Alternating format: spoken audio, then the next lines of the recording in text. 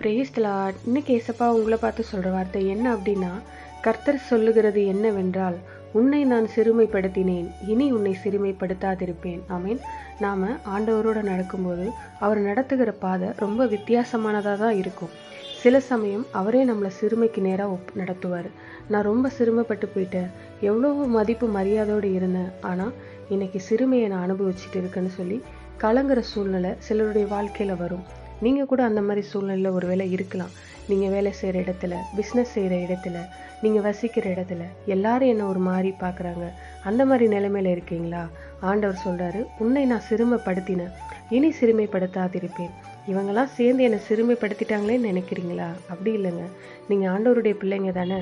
கர்த்தர் சொல்கிறாரு, நான் தான் உன்னை சிறுமைப்படுத்தினேன்னு. என்ன இப்படி சொல்கிறீங்க? ஆண்டவர் உயர்த்த தானே செய்வார், சிறுமைப்படுத்துவாரா அப்படின்னா சில சமயம் அப்படிதான் நடத்துவார். ஏன் தெரியுமா?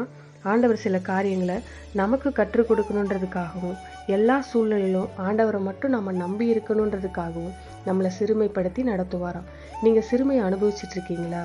உங்களை நம்பி நீங்கள் இல்லை, எனக்கு திறமை இருக்குது, ஞானம் இருக்குது, பணம் இருக்குது, எனக்கு எல்லாமே தெரியும், நான் பார்த்துக்குவேன், எனக்கு அவங்கள தெரியும், இவங்கள தெரியும், நீங்கள் நினைக்கிறதுனாலையும் சொல்கிறதுனாலையும் சிறுமைக்கு ஒப்பு கொடுத்துடுவார்.